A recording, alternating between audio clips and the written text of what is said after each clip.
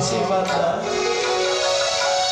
যাও মাতা, তোমারই গুরুদেবের সেবা যাও মাতা। এ বাবা হরে কৃষ্ণ, কাঁদিস না কাঁদিস না কাঁদিস না বাবা। এই গুরুকে সেবা দিতে হলে বিক্রি করে দিলে সে সেবাই হবে পরম সেবা রে বাবা। এই তোমাদের ভাগ্য বাবা, তোমাদের এই ভাগ্য হলো বিক্রি করে গুরু সেবা দেওয়া। আমাদের এই ভাগ্য হলো না রে বাবা, তোমরা কষ্ট পেয়েও না বাবা। না না মাতা, আমি জানি মাতা, বৈষ্ণবের সেবা দিতে হলে গুরু সেবা দিতে হলে এ বিক্রি করে দিতে হয় মাতা। তাই তো এই জেনে আমরা দুবাই বিক্রি করতে গিয়েছিলাম মাতা। বাবা এবারে তোমরা আসন গ্রহণ করো বাবা, আমি গুরু সেবা দেই। সবাই বেরিয়ে যাচ্ছে মাতা সরোরা, তোমার সেবার বস্তু নিয়ে আমি আর বিলম্ব করতে পারছি না। আমাদের গুরুদেব আসন গ্রহণ করো গুরুদেব, আমি এক্ষুনি সেবা দেব গুরুদেব। বিদায় হবে।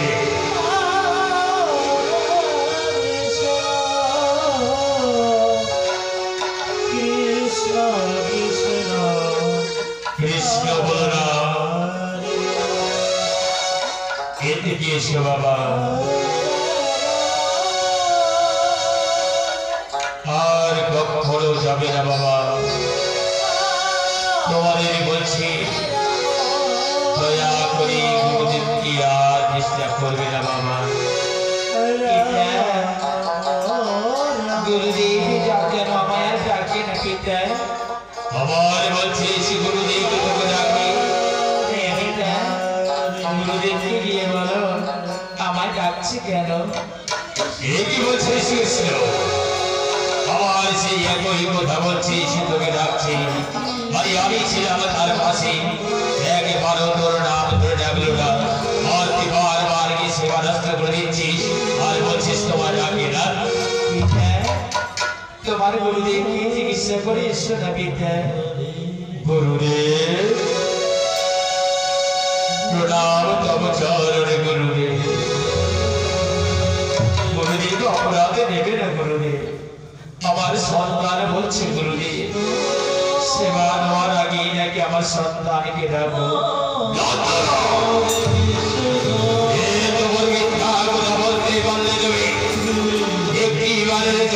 তোমার পুত্রের নাম ধরে আমি ডেকেছিলাম, এ বলতে পারিস তোরাই তো আমার পিছিয়ে ছেলে, তোরাই তো আমার সামনে সাথে ছেলে। তুমি একবারও কি আমি ডেকেছি তোমার সন্তানকে? এত বড় মিথ্যা আমাদের সন্তান তোমার, এত বড় মিথ্যা কথা বলে আর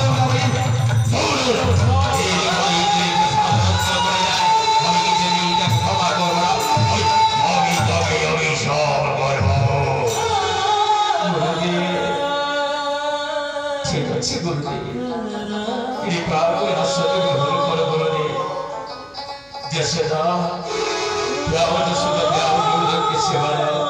ঠিক আছে মহারাজ, আমি গুরুদেবের সেবা দিচ্ছি।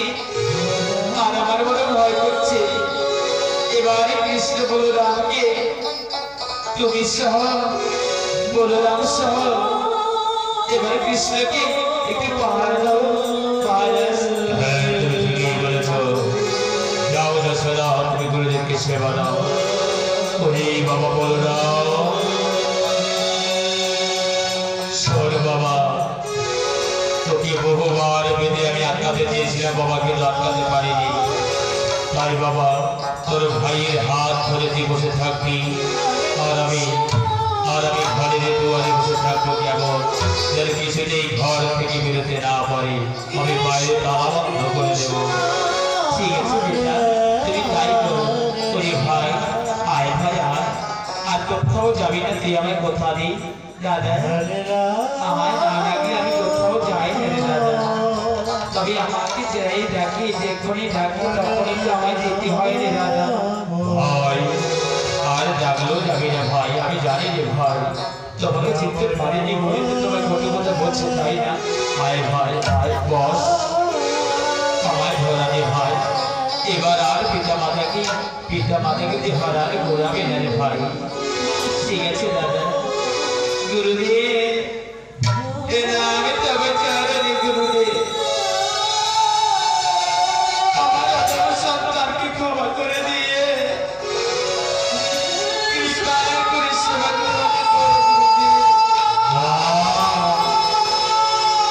তবে শোনো এবার তোমার ওই অবাধ্য সন্তানকে ভালো করে পাহারা দিবে না যেন কিছুতেই আমার সেবা নষ্ট করে না দেয় ঠিক আছে এবারে মহারাজ আমরা দুজনেই পাহারা দেব প্রণাম তব চরণে গুরুদেব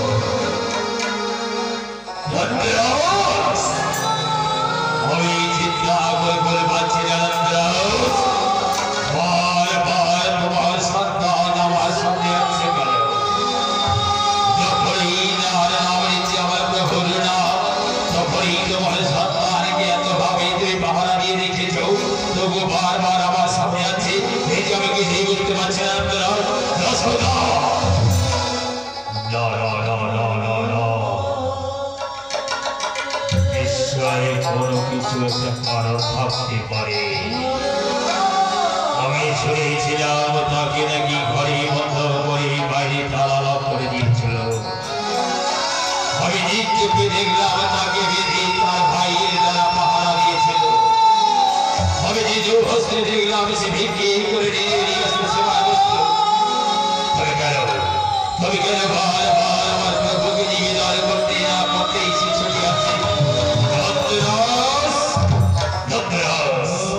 তোমার দুই পুত্রকে দেখে কেমন যেন আমার মনে হচ্ছে তাদের বদনে যে মধুর কণ্ঠেশ্বর শুনি বা কেমন লাগছে তাদের দেখেই বা আমার কেমন লাগছে আমার মন অন্য কথা বলছে আমি একটু অন্ত ধ্যান করে দেখি তো তারা কারা